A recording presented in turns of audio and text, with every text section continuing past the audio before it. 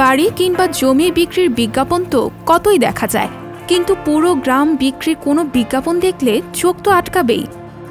এমনই একটি বিজ্ঞাপন দিয়েছে একটি সম্পত্তি বিকিকিনির ওয়েবসাইট। জানেন কি কোথায় সেই গ্রাম? গ্রামের নাম সালতো দে কাস্ট্রো।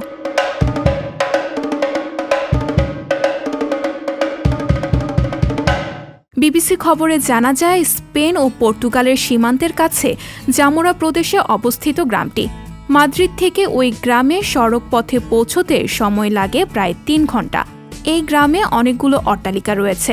ছোট স্প্যানিশ শহরের বাড়িগুলোর মতোই দেখতে এসব বাড়ি। প্রায় 44টি বাড়ি রয়েছে ছোট্ট এই গ্রামে।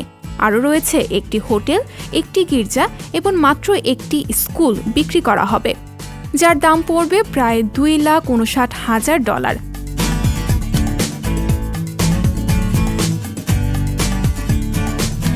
শুধু তাই নয়, এই গ্রামের নিরাপত্তা নিশ্চিতে নিয়োগ রয়েছেন কর্মীরা, যাদের থাকা খাওয়া ব্যবস্থা রয়েছে ব্যারাক বিল্ডিংয়ে। এছাড়াও সবার জন্য উন্মুক্ত একটি সুইমিং পুলেরও ব্যবস্থা রাখা আছে। ওয়েবসাইট সূত্রে জানা যায়, 1950 সালে গড়ে ওঠে সালতো দে কাস্ট্রো গ্রামটি। একটি বিদ্যুৎ উৎপাদক সংস্থা এটি গড়ে তোলে।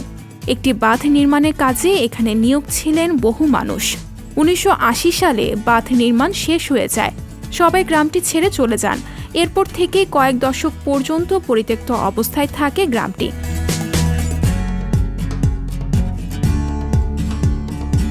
পরে 2000 সালের শুরুর দিকে গ্রামটি কিনে নেন বর্তমান মালিক।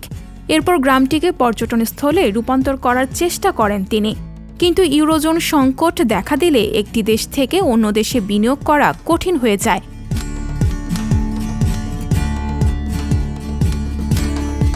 মালিক প্রায় অসহায় অবস্থায় পড়ে যায়। মালিকের বয়স 80 পেরিয়ে যাওয়ায় গ্রামটিকে আর রক্ষা করতে পারছেন না। তাই পুরো গ্রামটি বিক্রি করার বিজ্ঞাপন দিয়েছেন তিনি।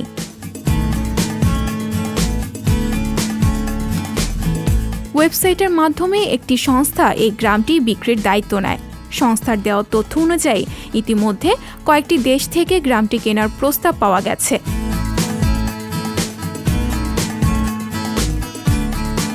এর মধ্যে রাশিয়া, ফ্রান্স, বেলজিয়াম ও ব্রিটেন থেকে প্রায় 3 শতাধিক ক্রেতা আগ্রহ দেখিয়েছেন। উপযুক্ত দাম পেলেই বিক্রি হবে গ্রামটি।